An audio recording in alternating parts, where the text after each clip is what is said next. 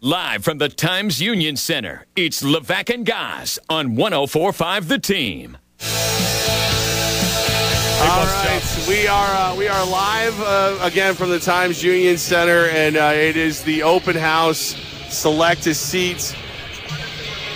We're back now. If you guys, whenever you guys are ready, it's live radio. It's an open house, and we're having fun. People are walking around having a good time, and we are going to have a good time too. And I'm not going to introduce you yet because I want to do it live on the Jumbotron. Sure. We're going to have a mystery guest for everybody who wasn't paying attention when I teased forward to who was coming up.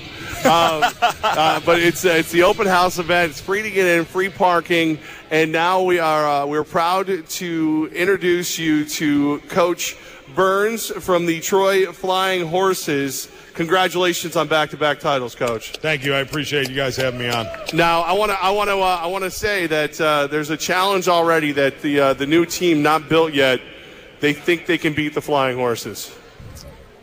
We'd be welcome to give us a couple months, and we'll get ready, and we'll give it a go if they want.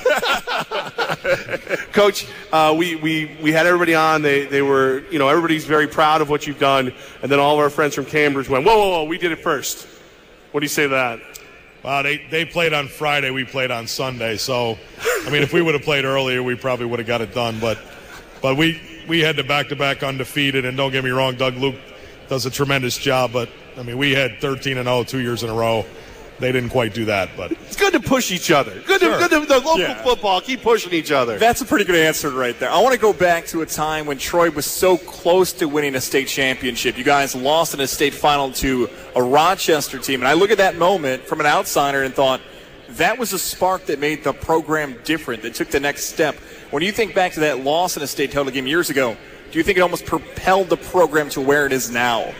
Yeah, we had a few kids that were water boys on that team that actually were on this team, and they've referenced back to it how it bothered them to see the other guys upset and to see them lose, and I like to think that some of it was motivation for those guys to get back there and accomplish what that team wasn't able to do, because that was a great team too. But the last couple of years, these guys were just extremely focused on getting there and getting it done.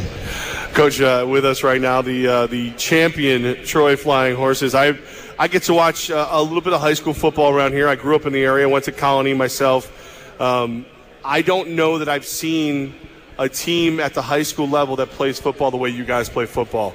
The Casal's forward pass, you don't see it at the high school level. He's leading these guys. I'm watching your drills before the game starts, and they're just putting their hands out, and he's dropping it in there like a loaf of bread. What is it? How do you get these kids to play at that level where they're using adult skills at the high school level? Well, I'm thankful to have a tremendous coaching staff that has a ton of years of experience. I have three guys that are position coaches that have been coaching for 30-plus years, and then we have a mix of younger guys that really really challenge them as well. We try to stay cutting edge with as many of the concepts and techniques that a lot of the high college level guys are doing and the pros are doing from time to time. I'm not saying our kids are as good as those, but we like to put them in the best position to be successful, and they really embrace the coaching.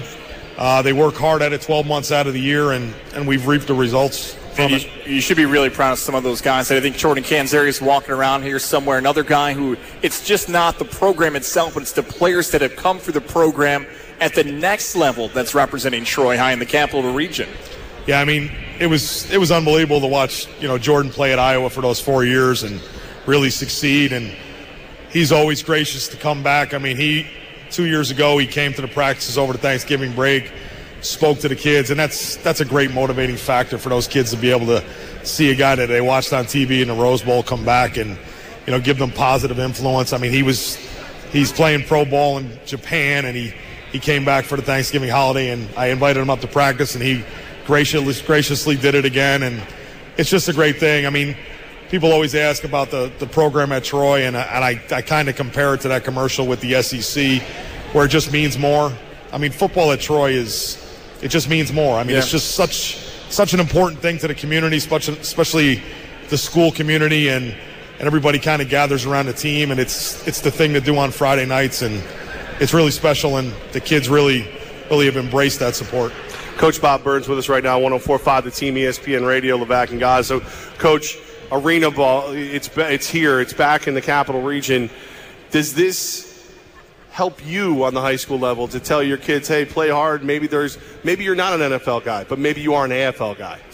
I think it does. I mean, I was just having a conversation with Jordan, and I think he's probably going to try out, and because he's playing. All right, 24 spots open. Yeah, he's been playing overseas, and I mean, it's a great thing to be able to make a living playing football. But if he's willing to be able to do it close to home, and I think that'd be a good thing for the community. And I know one of his buddies that played at Virginia Tech, Wade Hansen, that's from Tamarack. I think he's going to give it a shot too.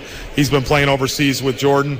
So those are two local guys that I think would be great to have on a team. You get a lot more community support. But I mean, even with my guys, I mean, to be able to watch professional football locally in the spring has got to be able to motivate them a little bit more to work hard and hopefully, go to the next level and then maybe have a chance to play at this level.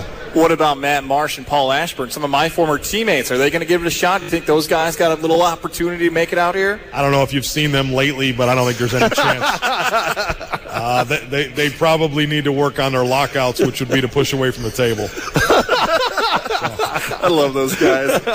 Coach Bob Burns, Troy High Flying Horses. Coach, thank you for what you've done for the Capital Region. Thank you for having that level of success with your guys and teaching them great football. I appreciate you guys having me on, and I appreciate the coverage that you have for the high school sports.